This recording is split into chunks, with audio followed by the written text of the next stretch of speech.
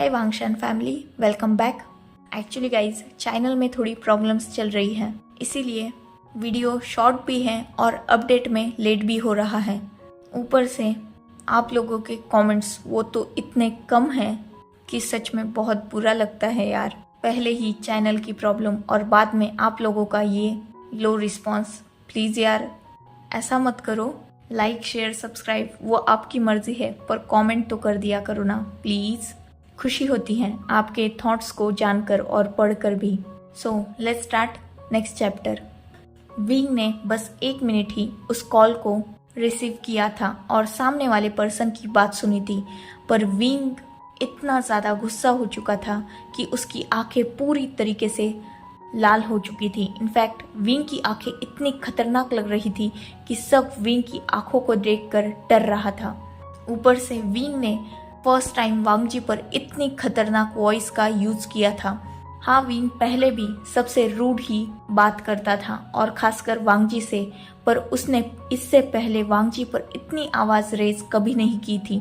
ऊपर से उसकी आवाज़ में इतना गुस्सा था कि वांगजी भी एक पल के लिए विंग की वो खतरनाक वॉइस सुनकर सहम गया था। ऊपर से विंग इतना ज़्यादा इंजर्ड था, पर जैसे ही उसने उस कॉल में सामने वाले पर्सन की बातें सुनी थी, उसे अपने दर्द का भी अंदाज़ा नहीं था। उसने अपने ही हाथ को बुरी तरीके से इंजर्ड कर लिया था। ऊपर से उसका लेग जो ऑलरेडी ही इंजर्ड था, विंग को उसकी भी फिक्र नहीं थी। उसने बस अपनी कार कीज उठाई और वो सीधा उस कैबिन से बाहर जा चुका था। और बाकी सब जो उस कैबिन में मौजूद थे वो अभी भी उस कैबिन के डोर की तरफ देख रहे थे, जहां से हड़बड़ी में अभी अभी विंग बाहर गया था। वो गार्ड जो अंदर आया था, जिसने विंग को अपना मोबाइल दिया था बात करने के लिए, उसने भी विंग के जाने के बाद ही विंग के पीछे ही वो भी उस कैबिन से बाहर जा चुका था। और अभी भी हर कोई शॉक में सिर्फ उस डोर की तरफ ही देख रहा था। वांगजी सबसे पहले अपने शॉक से बाहर आया और उसने वेनिंग की तरफ देखते हुए कहा, ये विंग कहाँ गया है? वेनिंग ने एक वियर्ड फेस के साथ वांगजी की तरफ देखा और कहा, मैं भी यही खड़ा हूँ ना, तो मुझे कैसे पता होगा कि विंग कहाँ गया है? वांगजी ने वेनिंग की तरफ देखा और कहा, तुम तो उसके असिस्टेंट हो ना, तो तुम्हें पता होना चाहिए कि तुम्हारा बॉस कहाँ जाता है। वेनिंग ने वांगजी की तरफ एक टॉन्टिंग स्माइल के साथ देखा और कहा, एक्सेप्टेड, कि मैं उसका असिस्टेंट हूँ, पर तुम तो उसके अल्फा हो। क्या तुम्हें इतना भी नहीं पता कि तुम्हारा ओमेगा कहा जाता है? वेनिंग की बात सुनकर नी हुसैन को इतनी जोर से हंसी आई थी कि वो अपनी हंसी को दबा ही नहीं पाया और वो हंसने लगा। पर जैसे ही उसने महसूस किया कि वांगजी की और बाकी सबकी भी नजर उसी पर है, तब उसने तुरंत खांसते हुए, मतलब नकली खांसते हुए कहा, आई एम सॉरी, वो शायद मेरे गले में कुछ अटक गया है। इतना बोलकर नी हुसैन वहां से भाग गया और वेनिंग नी हुसैन को देखकर हंस रहा था। पर कुछ ही देर बाद फिर से पूरे कैबिन का माहौल स्ट्रेसफुल हो गया, क्योंकि हर कोई विंग के बारे में जानना चाहता था। वांगजी ने फिर एक बार वेनिंग की तरफ देखा और कहा, क्या तुम्हें सीरियसली नहीं पता कि विंग कहाँ गया है? वेनिंग ने भी इस बार सीधा जवाब देते हुए कहा, नहीं, मैं सच में नहीं जानता कि विंग गया कहाँ है। वांगजी ने वेनिंग से पूछा, और उसे इतनी चोटें कैसे लगी? तब वेनिंग ने वांगजी को रिप्लाई करते हुए कहा, वो भी मुझे नहीं पता। इनफैक्ट हम सब ने जब तुम्हारे आने से पहले उससे पूछा, तब उसने कहा कि उसका कोई छोटा सा एक्सीडेंट हो गया है। वांगजी ने थोड़ा कंसर्न टोन में कहा, एक्सीडेंट? पर क्या सच में एक्सीडेंट से बॉडी पर ऐसी चोटें लगती हैं? नहीं, मुझे लगता है बात कुछ और है। वेनिंग ने भी नोट करते हुए कहा, हाँ मुझे भी यही लगता है, क्योंकि एक्सीडेंट होता तो उसे ऐसी चोटें नहीं लगती। उसके फेस पर बहुत सारे मार्क्स हैं और स्क्रैच मार्क्स हैं, पता नहीं क्या हो रहा है। वांगजी ने तुरंत अपने पॉकेट से मोबाइल निकाला और किसी को कॉल किया। अभी भी सारे उस कैबिन में मौजूद थे। वांगजी ने जिसे कॉल किया था, सामने वाले पर्सन ने कॉल को पिक किया और वांगजी ने उससे पूछा, क्या तुम्हें पता चला कि विंग 3 दिनों तक कहाँ था? तब सामने वाले पर्सन ने थोड़ा पोलाइट और डरते हुए वॉइस में कहा, नहीं सर, हम नहीं पता लगा सके। एक्चुअली उस दिन आपके निकलने के बाद ही विंग सर भी निकल चुके थे, पर रात के अंधेरे में वो जंगल में कहाँ गायब हो गए ये नहीं पता। वो वो जा अपने घर के रास्ते पर ही रहे थे, पर अचानक ही वो बीच में ही मिसिंग हो गए थे और बाद में वो कहाँ थे ये पता नहीं। वांग जी ने उस पर्सन से कहा, ठीक है, अब पता करो कि विंग कहाँ है। उस पर्सन ने नोट करते हुए कहा, यस सर, मैं कोशिश करता हूँ। तब वांग जी ने इस बार थोड़ा गुस्से में कहा, कोशिश नहीं, मुझे इस बार रिजल्ट चाहिए। पता करो कि विंग की लाइफ में एक्चुअल में चल क्या रहा है। तब सामने वाला पर्सन वांग जी की इतनी रूड वॉइस सुनकर थोड़ा डर गया और उसने हिचकिचाते हुए कहा, yes sir, I will try my best. Wang ji ने कॉल डिस्कनेक्ट कर दिया और वेनिंग ने तुरंत वांग जी की तरफ कदम बढ़ाते हुए कहा, तो तुमने विंग के पीछे किसी को लगा के रखा है? वांग जी ने वेनिंग की तरफ मुड़ते हुए कहा, एक डिटेक्टिव को, क्योंकि मैं जानना चाहता हूँ कि विंग एक्चुअल में आजकल कर क्या रहा है। वेनिंग ने वांग जी की तरफ थोड़ा गुस्से से देखते हुए कहा, तुम कहना क्या चाहते हो? तब विंग ने कहा, तब वांग जी ने कहा कि मुझे विंग के बारे में सब कुछ जानना है और मैं ये भी जानता हूँ कि तुम भी विंग की लाइफ के बारे में सब कुछ नहीं जानते। इनफैक्ट विंग की लाइफ के बारे में हम में से कोई भी कुछ भी नहीं जानता। तब जियांग चैंग आगे आया और उसने कहा, क्या मतलब है तुम्हारा? विंग तो एक नॉर्मल पर्सन है, उसके बारे में जानने में इतना क्या है? तब वांग जी ने जियांग चैंग की तरफ थोड़ा गुस्से से देखते हुए कहा, एक नॉर्मल वेटर अचानक वी कॉरपोरेशन का ओनर कैसे बन गया? ये सुनकर जियांग चैंग टोटली शांत हो चुका था। सिचैन ने वांग जी की तरफ देखा और कहा, तो तुम्हें क्या पता चला? वांग जी ने सिचैन की तरफ देखा और कहा, मुझे कुछ भी नहीं पता चला। अब मेंग्याओ सामने आया और उसने कहा, वांग जी जो भी कहना चाहते हो साफ कहो, क्योंकि समझ में किसी को भी कुछ भी नहीं आ रहा। तब वेनिंग ने भी कहा, हाँ, जो भी कहना है क्लियर कहो। वांग जी ने सब की तरफ देखा और कहा, एक्चुअली मुझे म्यांमार की बहुत सारी सच्चाई शादी के तुरंत बाद ही पता चल चुकी थी, थोड़े दिन बाद, मतलब 2 महीने बाद ही। पर मैं ये जानना चाहता था कि म्यांमार ने विंग को ही क्यों फंसाया, क्योंकि उस याच पर बहुत सारे बाकी भी ओमेगा थे, तो उसने विंग को ही टारगेट क्यों किया। तब मुझे पता चला कि विंग पहले किसी भी याच पर काम नहीं करता था। वो उस दिन स्पेशल उस पार्टी के लिए ही ज्वाइंट हुआ था वर्क पर, और उसने सैलरी भी बहुत कम ली थी और वो वर्क के लिए मान गया था। मैंने बहुत कोशिश की विंग के बारे में इन्वेस्टिगेशन करने की, मैंने उसके बैकग्राउंड को भी बहुत अच्छी तरीके से ढूंढने की कोशिश की, पर मुझे कुछ भी नहीं पता चला। जैसे विंग पहले एग्जिस्ट ही नहीं करता था और अचानक ही वो उस याच पर आ गया। उस याच के पहले विंग को कहीं भी देखा ही नहीं गया था, जैसे वो पहले हवा में ही गायब था और अचानक वो वहाँ आ गया और उसने बाद में सिर्फ मेरी पार्टी के लिए ही उस याच पर वर्क किया। म्यांमार ने अपने लेटर में लास्ट लिखा हुआ था कि विंग मुझे स्टॉक कर रहा था, और ये कहीं ना कहीं सच था, क्योंकि जब मैंने विंग को पकड़ा तो विंग के बैग में मेरी कुछ फोटोज थी और वो फोटोज साफ तौर पर देखकर समझा जा सकता था कि छुपके खींची गई है। और यही रीज़न था कि मैंने विंग को टारगेट किया, क्योंकि वो जानती थी कि मैं विंग को चेक ज़रूर करूँगा और विंग के बैग में मेरी फ़ोटोग्राफ्स मिलेगी तो मैं उस लेटर पर आसानी से यकीन करूँगा।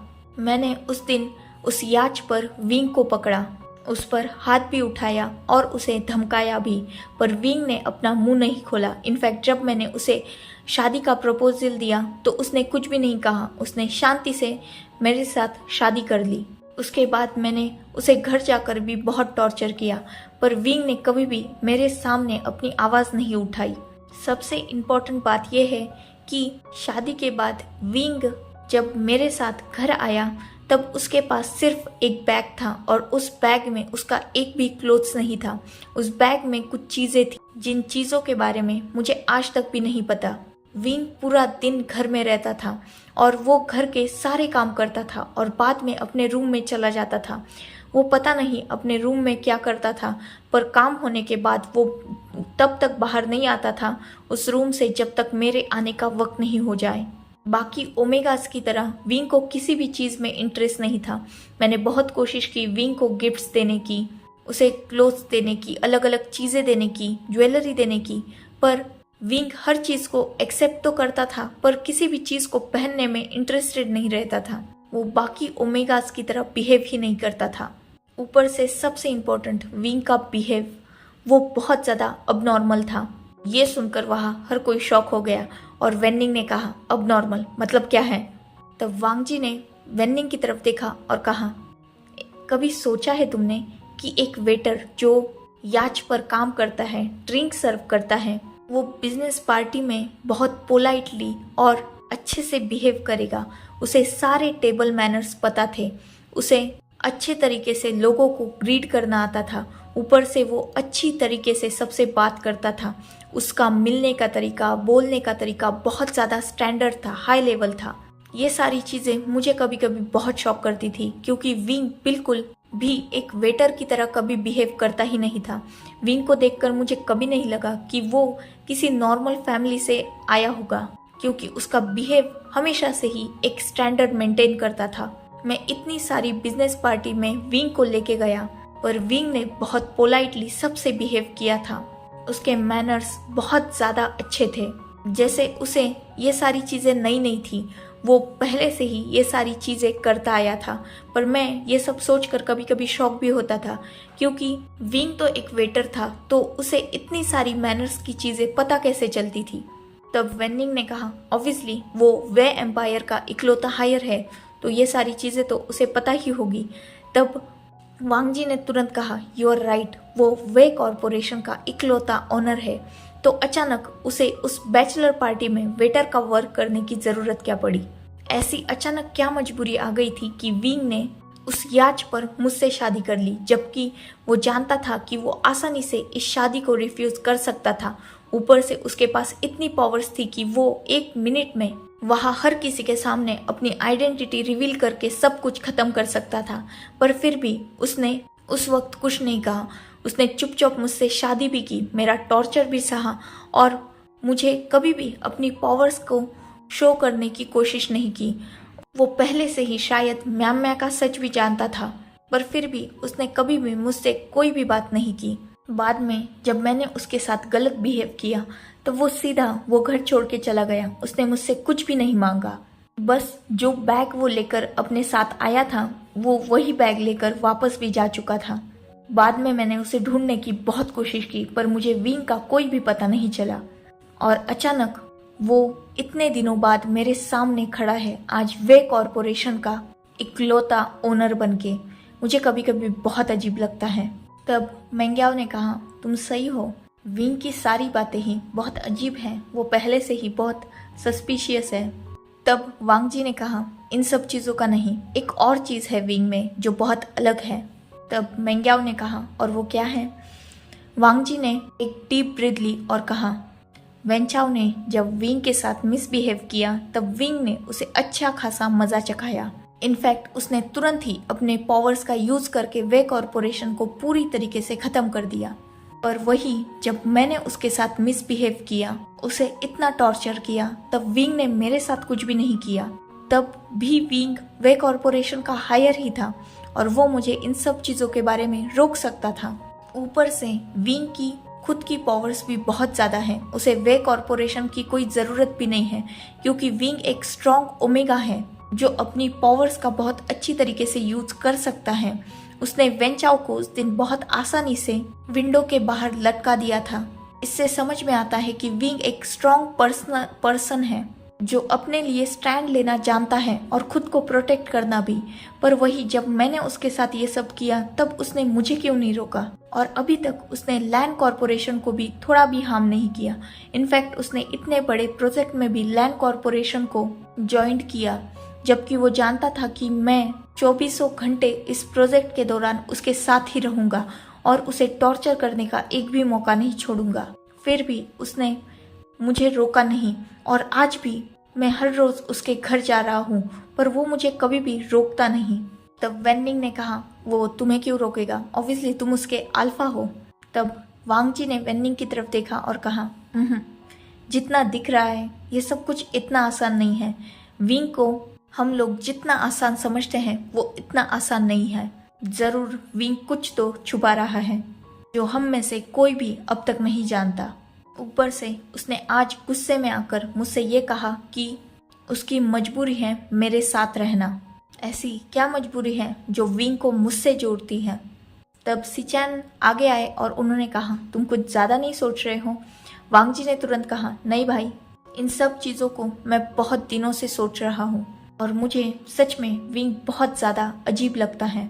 विंग मुझसे दूर जा सकता है पर वो जाना नहीं चाहता। उसने आज भी कहा कि वो अब मुझसे दूर नहीं भागेगा। मैं उसे टॉर्चर करता हूँ, उसे पेन देता हूँ। इनफैक्ट मैं देख सकता हूँ कि विंग मुझे बिल्कुल भी अपने आसपास बर्दाश्त कर ही नहीं सकता, पर फिर भी वो मुझे खुद से दूर भी नहीं करता। वो हमेशा मुझ पर गुस्सा कर सकता है, मुझे अपनी पावर्स थ्रू दबा सकता है, पर विंग कभी भी ऐसा कुछ नहीं करता। वो जस्ट मुझे टॉलरेट करता है। मैं उसे कितना भी परेशान करूँ, उसे कितना भी टॉर्चर करूँ, वो चुपचाप वो सब कुछ सहता है। ये सब बहुत वियर्ड है। एक स्ट्रॉन्ग इंसान जो खुद को प्रोटेक्ट कर सकता है, वो क्यों किसी के सामने इतना मजबूर होगा। जरूर विंग कोई बहुत बड़ी बात छुपा के रखा है जिससे हम सब बेखबर हैं। तब चैंग ने कहा, तो इस वेनिंग को तो कुछ ना कुछ पता ही होगा, इससे ही पूछ लो। वांग जी ने चैंग की तरफ देखा और कहा, ये खुद कुछ नहीं जानता।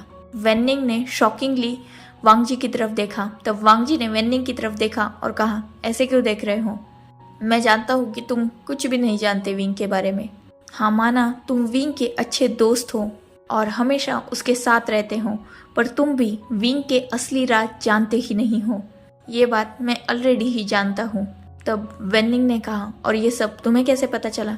तब वांग जी ने मुस्कुराते हुए कहा, अगर मैं विंग की कुंडली निकालने में इतना इंटरेस्टेड हो सकता हूँ तो इससे पहले क्या मैं तुम्हारे बारे में कुछ भी पता नहीं करूँगा? मैं जानता हूँ कि विंग और तुम्हारी मुलाकात को ज़्यादा वक्त नहीं हुआ है। तुम दोनों अभी कुछ वक्त पहले ही मिले हो।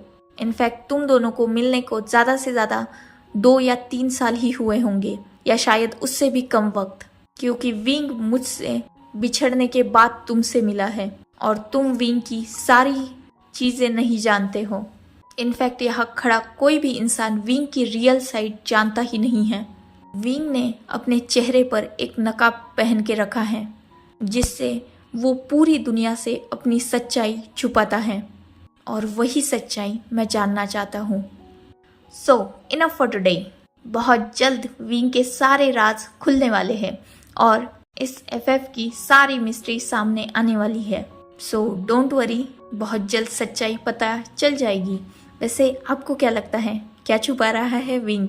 और जो वांग जी सोच रहा है, क्या वो सच में सब कुछ सही भी है, या फिर वांग जी ओवर थिंकिंग कर रहा है? मुझे कमेंट्स में ज़रूर बताना, और इस बार बहुत सारे कमेंट्स करना please. Good bye, take care, enjoy your beautiful life.